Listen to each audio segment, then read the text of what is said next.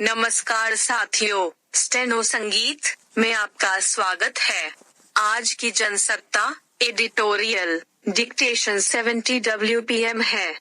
आपकी डिक्टेशन शुरू होगी 3 सेकेंड बाद। यश, रेडी, स्टार्ट। राजनीति में पक्ष और विपक्ष के बीच आरोप प्रत्यारोप कोई गलत बात नहीं, बशर्ते वह मर्यादा के भीतर हो। मगर हमारे राजनीतिक दल और राजनेता शायद इस तकाजे को भुलाते जा रहे हैं, या फिर राजनीति का स्तर ही सिद्धांतों और मुद्दों से खिसक कर व्यक्तिगत छीटाकशी पर उतर आया है।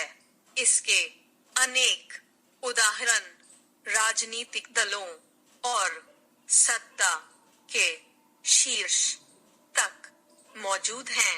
इसका ताजा उदाहरण कांग्रेस प्रवक्ता पवन खेड़ा के बयान में दिखा, जब उन्होंने प्रधानमंत्री के निजी जीवन पर हमला बोला। स्वाभाविक ही उसे लेकर भारतीय जनता पार्टी में रोष पैदा हुआ। उनके खिलाफ कई जगह मुकदमे दर्ज कराए गए। उसी क्रम में असम की पुलिस उन्हें गिरफ्तार करने दिल्ली पहुंच गई, मगर उसने गिरफ्तारी का जो तरीका अपनाया और जो समय चुना, वह किसी को भी उचित नहीं लगा। खेड़ा पार्टी के अधिवेशन में हिस्सा लेने रायपुर जा रहे थे। हवाई जहाज में बैठ चुके थे, तब उन्हें जहाज से उतारकर गिरफ्तार किया गया। इसे लेकर खासा हंगामा हुआ और आखिरकार उस मामले में सर्वोच्च न्यायालय ने दखल दिया। तब वह शांत हो सका। उचित ही इसे लेकर सरकार के रवैये पर भी सवाल उठे, इसलिए कि यह ऐसा मामला नहीं था जिसमें गिरफ्तारी के लिए ऐसी हड़बड़ी दिखाई जाए। यह पहली बार नहीं है जब किसी राजनेता के अभद्र, उत्तेजक और जानबूझ कर मानहानि करने वाले बयान पर अदालत ने फटकार लगाई या संयम बरतने की नसीहत दी। पवन खेड़ा की गिरफ्तारी पर रोक लगाते हुए सर्वोच्च न्यायालय ने कहा कि आप लोगों को संयम बरतना चाहिए, मगर यह बात कांग्रेस को कितनी समझ आई कहना मुश्किल है। खेड़ा को रिहाई मिलते ही कांग्रेस के नेताओं ने अपनी सफाई में तमाम वे बयान साझा करने शुरू कर दिए जो प्रधानमंत्री ने विभिन्न मौकों पर दिए थे। इस तरह गड़े मुर्दे उखाड़ कर एक तरह से अपने कार्यकर्ताओं और समर्थकों को उकसाया जाने लगा। इससे लगता नहीं कि दोनों पार्टियों के नेता आने वाले वक्त में भी ऐसी अशोभन टिप्पणियों से बाज आने वाले हैं। सार्वजनिक जीवन में राजनेताओं का आचरण नीचे के कार्यकर्ताओं के लिए अनुकरणीय बन जाता है।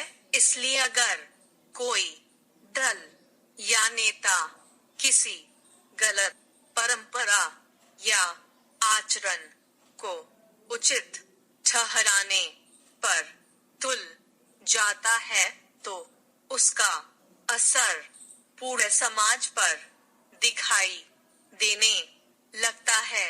मगर शायद राजनीतिक दलों को इसकी परवाह नहीं। उन्होंने मान लिया है कि सड़क छाप भाषा से जनाधार मजबूत होता है। बड़प्पन इस बात में नहीं कि कोई छीटाकशी करे तो आप भी उसका जवाब उसी लहजे में दें। असम पुलिस ने जिस तरह पवन खेड़ा को गिरफ्तार किया उस पर भी सवाल उचित है। उसकी तत्परता से स्पष्ट हो गया कि उसकी कार्रवाई सत्ता प्रेरित है। अगर इस तरह उन्हें गिरफ्तार न किया जाता तो शायद बहुत सारे लोगों का ध्यान उनके उस बयान की तरफ जाता भी नहीं। पर अब जो नहीं जानते थे उन्हें भी पता लग गया। अगर किसी ने जुर्म किया है तो उसके खिलाफ निस्संदेह कार्रवाई होनी चाहिए। मगर अपराध की गंभीरता को देखते हुए कार्रवाई की जाती है।